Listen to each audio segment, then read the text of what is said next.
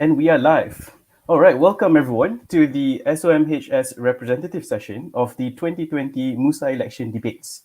For a quick introduction, I am Raif, moderator for today's debate, and Harish there is the stream manager. And of course, we have Amira and Sean, the SOMHS reps candidates running in the election. Also, before we begin, briefly, just a quick rundown on what today's session will be like. We're going to start off, of course, with our introductions at the moment, before going on to about 7 minutes of opening statement by the candidates, followed by a Q&A by office bearers for another 15-ish to 20 minutes, before moving on to the Q&A from the public. And of course, to do so, for those watching the stream, do send in your questions via the YouTube chat to ask our candidates questions. And of course, we'll finish it up with a closing statements by the candidates, about 5 minutes. So to begin with the opening statement, Sean and Amira, you have the floor. Thank you. Hi, I'm Amira, and this is Sean, and we're from SOMHS. Currently, I'm a second-year psychological science student, and Sean is a first-year medicine student. Hello. And we're currently in SOMHS subcommittee. So why should you vote for us? So basically, we're the first male and female reps coming from both psych and medicine, and we want to ensure that all of your voices are heard. Basically, we envision to help both the M and HS aspects of our school. We have a few things we want to share with all of you today, but I'm going to pass it to Sean now to start it off. All right. Ladies and gentlemen, allow me to share with you the exciting things that we got planned for all you students.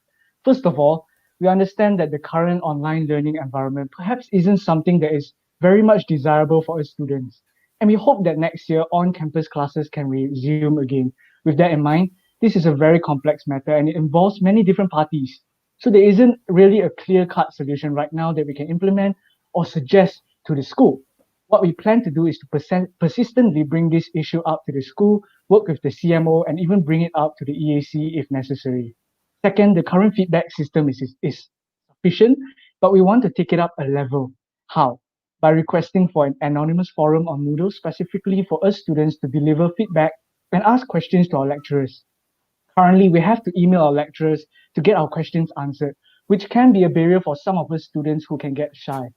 Of course, we want to implement an online feedback system which will be seamlessly integrated onto our Instagram page with the help of Linktree. Third, we want to make student life fun again. Yes, most of us have been stuck at home for the past 8 months.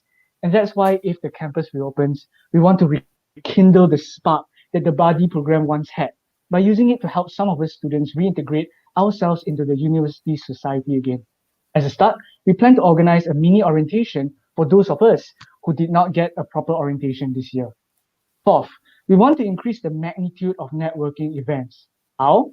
By having workshops with qualified professionals so that you students can get a better idea of what you are interested in and what could be a potential career path for you after graduation. For medical students, most of us would be curious to know about our futures. And so we plan to invite actual real life people, professionals who have been through it all, to share with us what it was like for them to walk down their beautiful paths. All right, Amira, it seems you're muted there. Sorry. Thanks, Sean, for that. That was basically for all students, but specifically for psych students, we plan to continue the mingle night for year 1 and year 2s, and we plan to work with SPIN for this event as they have experience in planning events for psych students, such as orientation, and so they can help in planning out the activities, and they just have a lot of knowledge for that. We'd also like to have a non-academic workshop of some sort. We were thinking more of something like an art workshop for psych students so that they could spend time with each other and kind of build a friendship with one another. Me and Sean have discussed, and we feel that the COVID situation has taken away opportunities for students to make friends and everything. And as a psych student myself, I've learned that art could be a way for just people to reflect and express their thoughts and feelings, especially for us who've had that unique online uni experience. And yes, we are aware the next semester might be online, and we are definitely prepared to switch up the activity as an online activity. Other activities for psych students have been mentioned by Sean. However, in the future, we plan to work more and more closely with SPIN and also have more psych students involved in our subcommittee so that there's definitely more ideas coming in for events and activities for psych students. So now passing on to School of Sean. Medicine. Yes. As for the School of Medicine, we plan to suggest only one single orientation night next year, since most of us probably prefer cramming anatomy anyways. Speaking about anatomy, we also want to propose a suggestion to our school to help subsidize an excellent anatomy app called Complete Anatomy 2021 for all students. Also, since we medical students can be competitive at times, how does a monthly quiz night sound? Maybe something along the lines of a medical version of Who Wants to Be a Millionaire with prizes at the end. Of course, we wish that we would have $1 million to give away, but maybe in the future. Wait, there's still more. We know that teaching is the best tool for learning, so we hope to organize weekly peer review sessions where one student will prepare a short interactive lesson on a topic to teach to their fellow friends. For example, teaching your friends the fun mnemonic that you saw online about the flexor muscles of the forearm. Now that sounds like fun. Anybody could have said what we just said. So why us? That's a great question. I have a confession to make. I am addicted to helping people, and it's something that has made me who I am today. As ambitious as our ideas may sound, I'm as determined to make what I think about come true. How about you, Amira? Well, for me as a person, I like to help people in general, and that's basically why I decided to do psych other than other courses. But the only thing now is that I'm given this chance to help more people, both in studies and in real life. So all in all, I think it's time to kind of wrap it up. And before we go, we want to reiterate that we really do plan to try our best to cater all of your needs and try to find solutions to your problems. Thank you. All right, thank you, Amira and Sean. So to begin our next session, we shall invite the current SOMHS reps, Amanda and Joe. Hi, Amanda and Joe. Hello, guys. All right, on to your questions. Okay, so we just start, right? Okay, very nice meeting you guys. So, hi guys, my name is Joe, and this is my partner, wherever she is, Amanda, and we are the current school reps for School of Medicine and Health Sciences. So we have a few questions for you guys, and most of them they're based on your manifestos. So just to start off, a very common question for School of Medicine and Health Sciences. So how exactly you guys do you really plan on bridging the gap between the medicine students and the psychology students exactly? Could you guys elaborate a bit more on that? Like, because you know how we're both under the same school, but then there's a lot of students actually really don't know each other from medicine to psychology and psychology to medicine. So how do you guys plan on bridging this gap in between the students? Amira, would you like to answer that? Okay, so we were kind of planning certain events to kind of help this out. We were planning to, if it was on campus, possibly probably like a treasure hunt of some kind. But as I've mentioned before, the art workshop that is planned for both psych and medicine students, but just as the first step, we want to kind of try it with psych students first, and if that is successful, then we want to bring along medicine students as well, because Sean has mentioned how in medicine you have to draw a lot of things, right? So the art workshop is going to benefit you guys as well, and that's just one of the events that we've planned out. Do you have anything to add, Sean? Yeah, definitely. Now, there are some medical students who are perhaps interested in psychological sciences as well, and we acknowledge that because psych is part of our course. You know, we do have to take psychology as a subject. So, because of that, I think having networking events like we planned out in the future with professionals, we could actually invite current psychologists to help us bridge the gap between the psychological science students and the medical science students, because it will be a good platform for them to interact with each other and at the same time interact with the psychological major or professor or whatever professional of that sort. Yeah. Okay, thank you, Amanda. Yeah, thanks for your answer, Sean and Mira. I just want to ask you another question. So, for this past year, this year, we have had feedback from your peers that of them saying that they are having difficulty coping with their studies due to classes being online. So, if um if there are not going to be any planned events next year, what? Okay, so okay, are there going to be any planned events next year for these students that are not coping well with their studies?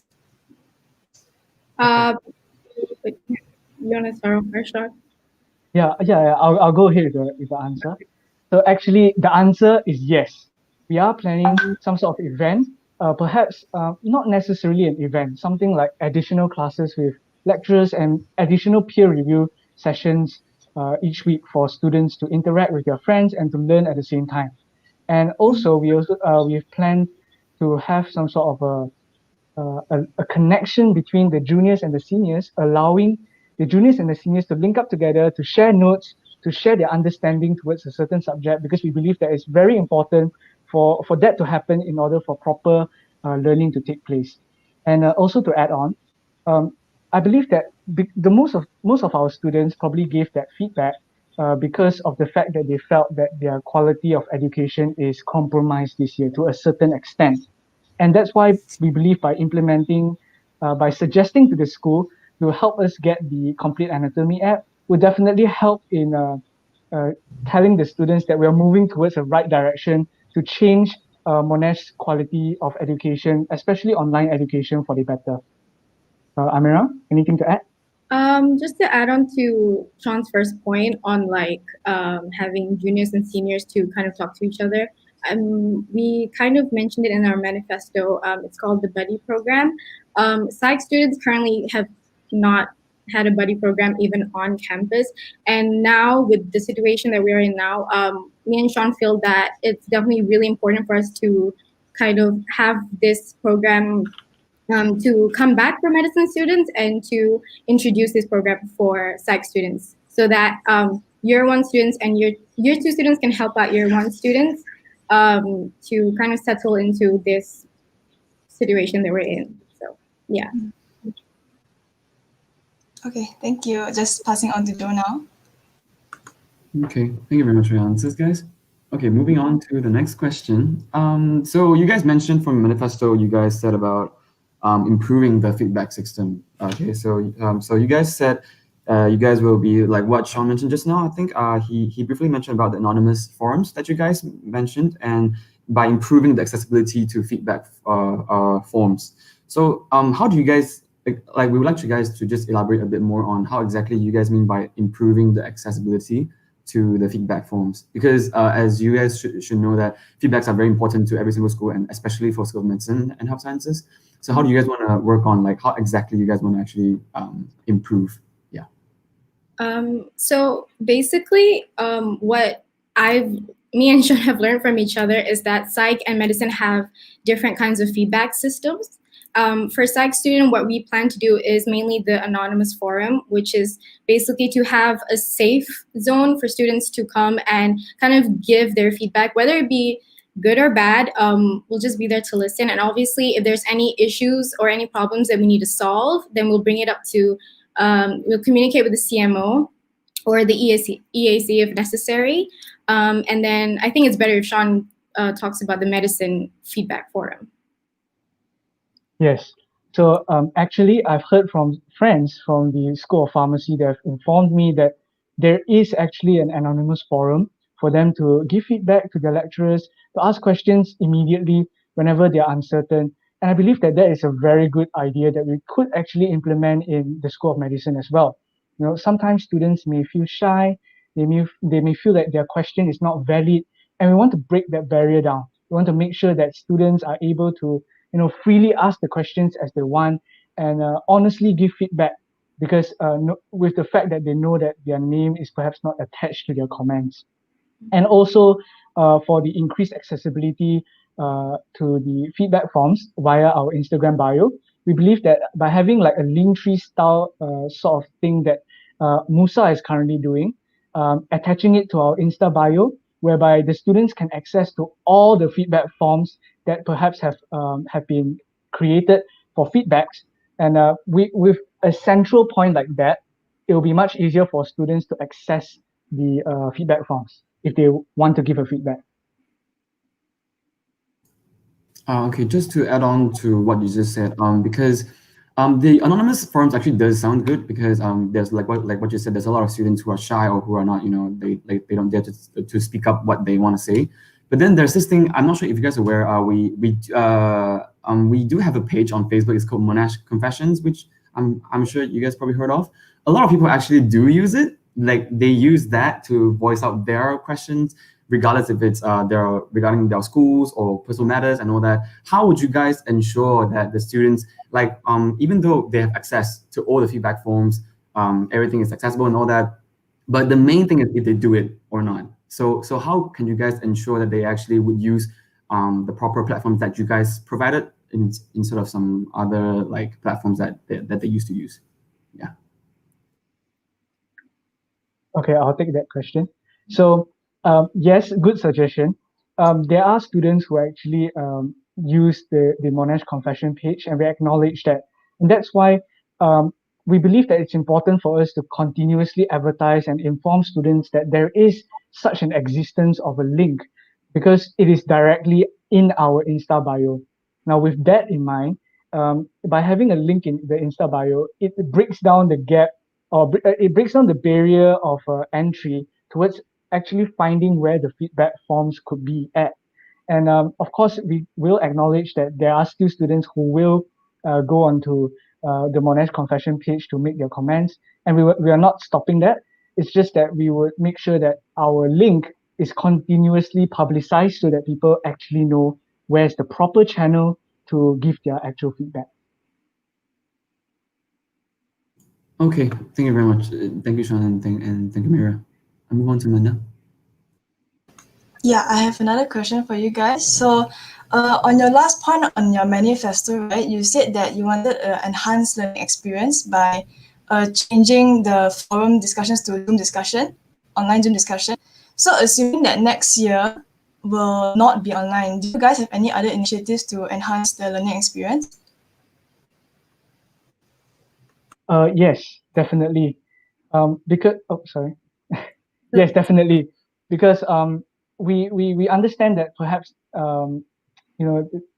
next year will not necessarily be in an online environment, and so we believe that by having seniors and juniors link up together to share notes, to share ideas, to share the different methods, different tools that they use to learn, will be something that could help students out in their studies as well. And just to point out one thing that we said earlier on, by having additional class with lecturers, having additional peer review sessions, we believe that that is something that perhaps could be implemented in place of that as well. Because by having additional face-to-face classes with lecturers, it's almost the equivalent, if not better, to online Zoom sessions.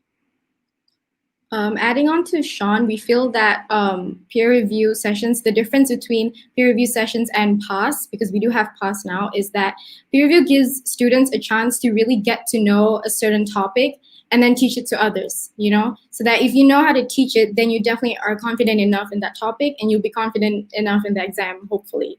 So that's kind of our goal. Yeah. Thank you, guys. That's about it from us. Joe, do you have anything to add? No, that's okay. Thank you very much, guys. All right. Thank you. Okay, so if the office bearers are done, we can move on to the next session, in which we'll field questions from the audience watching via YouTube. Now, on to our first question. A question from Kevin. So if next year's semester will be online as well, what do you plan to do, or what do you plan to change to your proposed events? Okay. So for psych, what we've mentioned with the art workshop, we're planning to do it with a Zoom activity, and to kind of sum it up, instead, it's basically for whoever joins it, it's basically for them to work together on one art masterpiece. And so for that, you have to collaborate with each other, and then It's just kind of like a fun activity through all of this stress and worrying about things continuing to be online. That's one of them. I think Sean wants to talk about the millionaire one. Yes, the Who Wants to Be a Millionaire quiz. Now that is something that sounds really exciting because we could actually implement it in real life, face to face, or through Zoom. As competitive students, we actually enjoy sharing our knowledge and sort of seeing where we could actually push the boundaries of our knowledge too. And we believe that by having a quiz night online will be something that's very interesting. Also, if we were to have to go online, by having the seniors and juniors note sharing session can also happen online as well. It doesn't necessarily have to be face to face, and the same thing goes for um, the one um, the one where the peer review sessions. Yeah, that could happen online as well. So pretty much we have thought about every aspect because we know that COVID is a very unpredictable disease, and this situation is very unpredictable. So we made sure to take a look at all perspectives and angles when making these events. Yes. All right, thank you. Now on to the second question. How will you make sure that all your plans can be realized? I think the question probably asks what sort of precautions can you take? Yes, I'll take that. So, good question, Siswa. As you know, the COVID situation is some sort of an unpredictable one. So there's no 100% for anything, but there will always be an alternative event that we plan to organize in place of that event. We don't plan to compromise on the number of events or the quality of events at all. But what we plan to do is to provide a substantial alternative to whatever the event might be. So all in all, we'll make sure that we try our best, our very best to work with the CMO, with all parties needed to make sure that the event goes on as usual. Thank you for the question.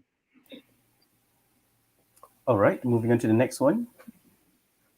Right, so if students started teaching among their peers, would there be a regulatory method of some sort to ensure that they are not teaching the wrong things? I'll take that one as well. Okay. Amira, okay. Yeah. Kevin. So we all know that med students are doing PBLs every I'm not sure weekly. Yeah, we do PBLs weekly. And most of the content that is discussed during the PBLs are actually created by students for students. Now, the only difference is that a lecturer is there present to regulate and to ensure that all things are correct. But of course, it is important for us to have a sort of a regulatory system, perhaps asking a senior to check it out or a lecturer to have a look at the slides before presenting would be a very good option for us. Should we continue with this peer review session? Amira? You pretty much covered it, yes. Nice. All right, to the next question. Regarding anonymous forums, who will be handling the queries or questions? And how will you reach out to them if it was indeed anonymous? Okay, so who will be handling them is basically us and our subcommittees. We've learned from being in the current subcommittee right now, we've learned that being in this team is really important, and we feel that the subcommittee will definitely help us in handling these. We won't really be going like personally, like directly to each question. We'll just deal with it like as a whole, like as a problem as a whole, if you guys get me. Yeah. And the second question specifically, how will you reach out to them if it was anonymous? Do you want to add anything, Sean? Yeah, I'll go ahead and answer the question. So, as Amira said, if it's anonymous, it's important for us not to break the trust and to find out who that person is, because the trust is the one that brought them here in the first place. So reaching out to them if it was anonymous might be a problem, but what we plan to do is take a look at their feedback, take a look at what problems that they are facing, and ask perhaps the cohort, perhaps we could have like a feedback form asking like, is anybody else experiencing the same problem? And if the feedback is substantial, then of course we will take actions And of course, we'll take that feedback into consideration as well. Thank you, Kevin. All right, on to the next question.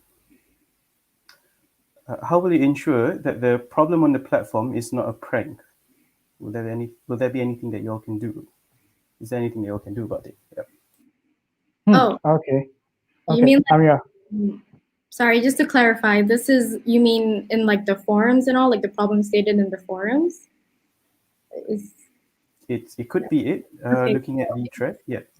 If it was, if it's that, then it's basically going back to what Sean stated earlier, which is that we're gonna have to go to maybe a group of students and ask them like, hey, like, is this an actual issue? And also, we're kind of planning to have a year one and year two representative because it is a big cohort, right? And we can't be going to every single person asking for feedback, but we can obviously have our subcommittees going to their friends and asking for feedback and coming back to us. We can have our year reps to go ahead and ask for feedback and come back, and us as well.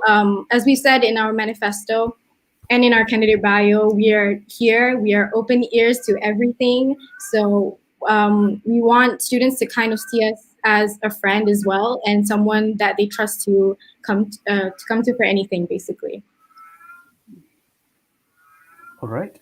To the next question then. Regarding Complete Anat 2021, School of Medicine Office has several anatomy applications available already, i.e.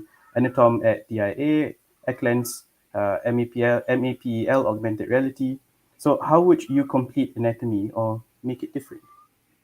How would complete anatomy make it different? Good question, Kevin.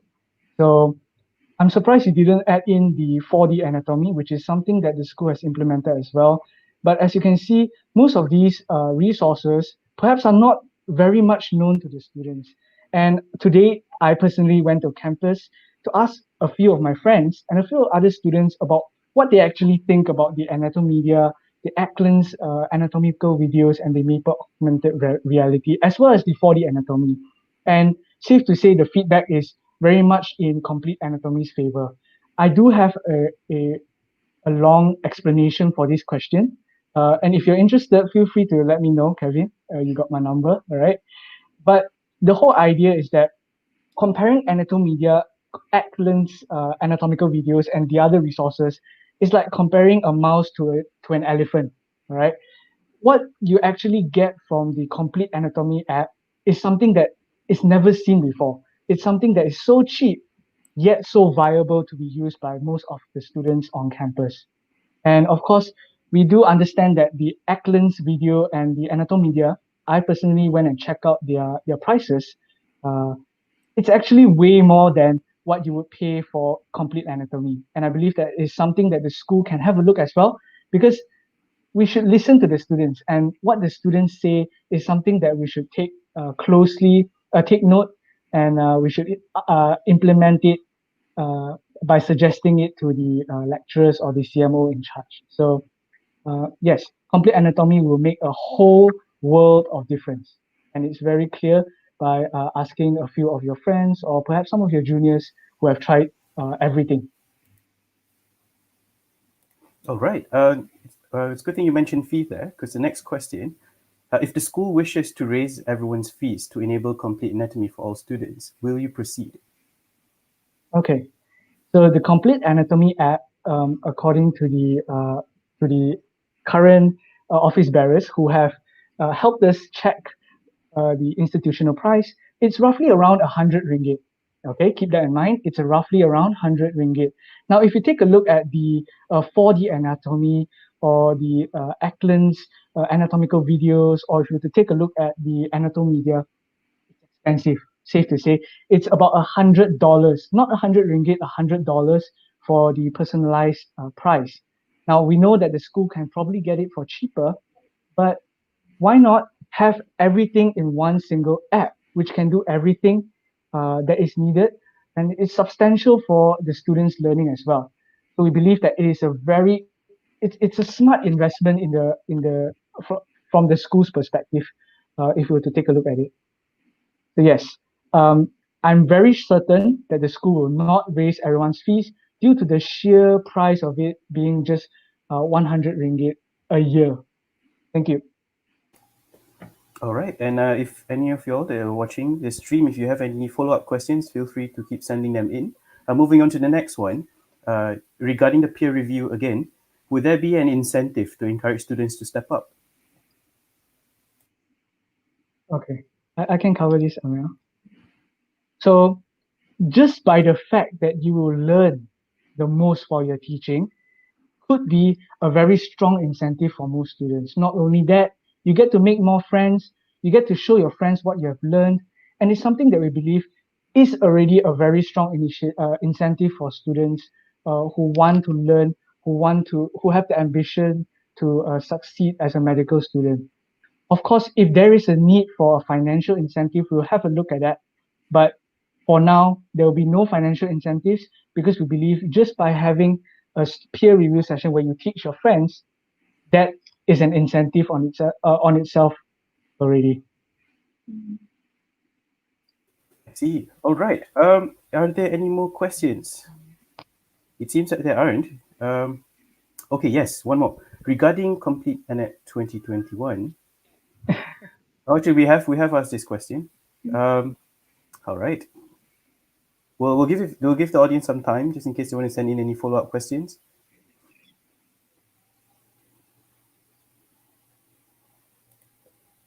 It seems there are none for the time being. Very good. Congrats, Sean and Amira. Kevin's happy with your answers. Okay, then. If there aren't any other questions, we'll move on to our final session. The closing statements, 5 minutes for the both of you. You may proceed. Okay. So as you've already heard from what Amira and I proposed, we believe that the next year is going to be a crucial year for us.